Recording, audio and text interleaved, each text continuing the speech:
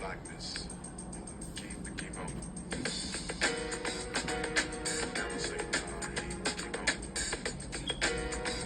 Hello, you guys. Welcome to Golden Rules Wellness Mission, the Wise Woman Way. I want to talk about the black book that was purchased in New Haven, Connecticut at the Black Expo in 1973. Okay, you guys, we don't own the rights to the music that you're hearing on Sounds of Blackness. So, we're going to lower that tune. Anyhow,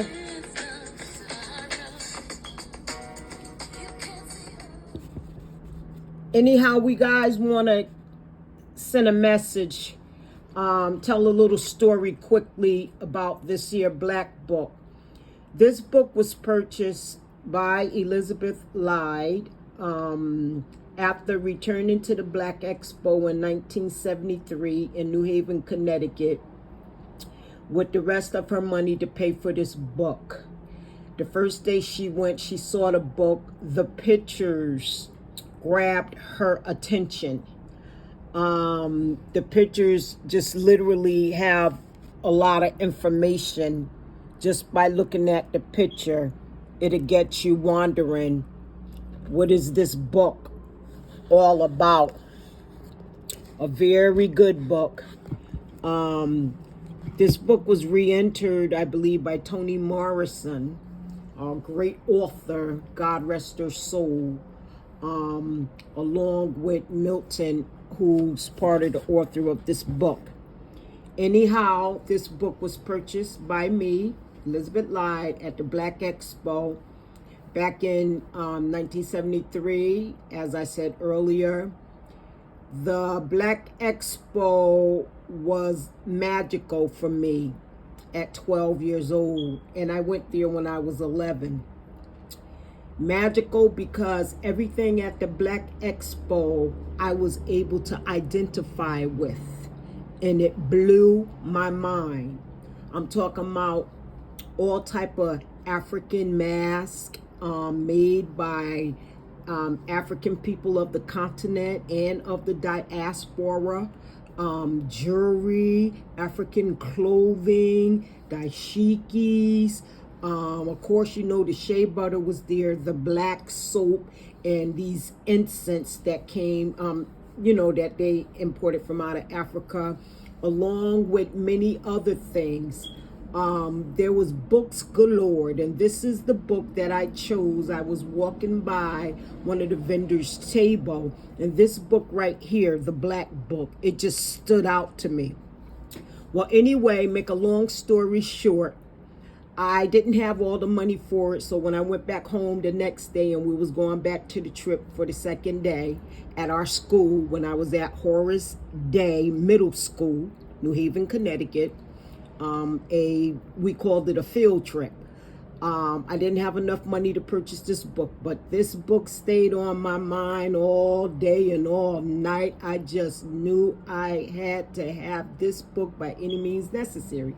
So at the particular time, I believe the book was about $24, and grandma gave me only $14. I was living with my grandma at the time, God rest her soul, and I always gotta pay that homage to my mom for allowing me to spend so much time with my grandmother, who really instilled me in reading and learning about my history. So when I went back and I told my nana I needed some more money, I needed like $14 more. She only gave me $7. So the whole while I was frustrated because I'm like, I got to have this book. I got to have this book. Well, anyway, when I went back to the Black Expo of 73, I got that book by any means necessary, and I'll just leave it there. I laid the money on the table, and I had the book. This book been in my possession ever since I was 73. Today, I am 60 years old.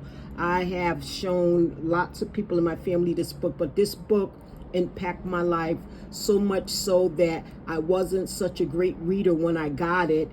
I didn't really understand what education and the school and everything was all about. Of course, I was really impacted by the Christian church. So, you know, the white Jesus and all the people in the Bible and everything was white. They was just something I felt.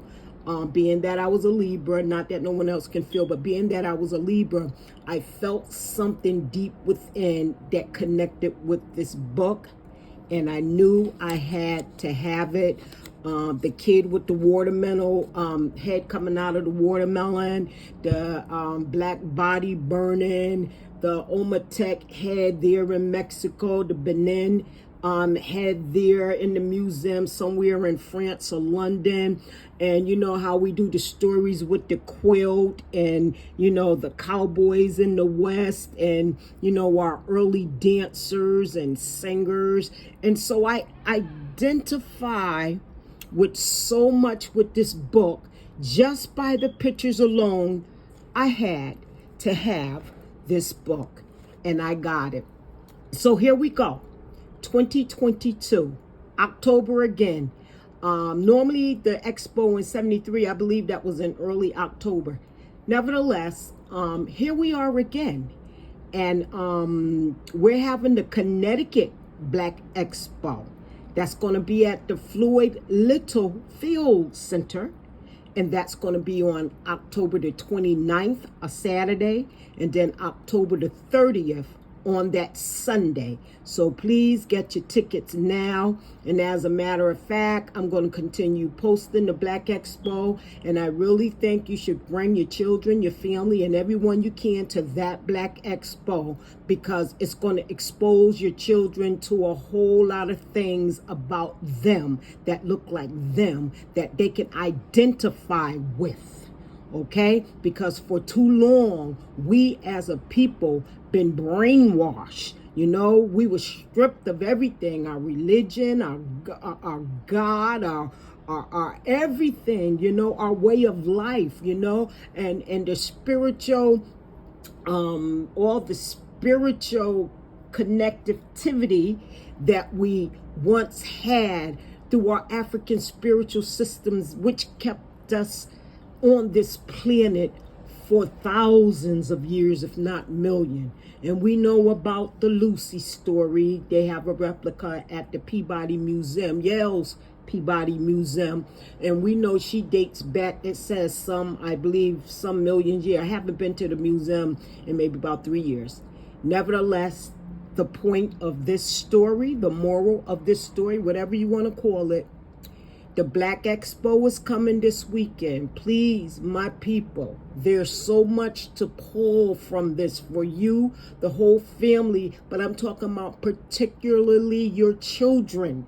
I was that child, 12 years old, and saw this book here, and it grabbed my attention to the point where it's been in my possession, and I've been studying it all those years. So when we talk about Black history, African history, my family history, I just think this book, because it put pictures in my head that sent a message that I had to go on this Sankofa journey, Ubuntu, to find out who I was and to love my people regardless of their personalities. So I thank you for listening.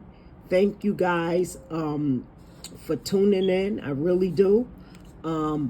I hope you guys can pull something from this message I'm giving you. I'm putting out there. I'm doing it from the love, from the depths of my heart. Get out there this week into the Floyd Little Center, to the Connecticut Black Expo. Do it now. There's no excuse. Go online, Connecticut Black Expo, and get your tickets now. This message is a courtesy from Golden Rule Wellness Mission, the group that wants to collaborate with all other groups that's looking out the same window. So I said what I said, and I'm going to end like this. You guys be well, be wise, and always think higher. Know yourself. Know who you are, where you came from. Ashe.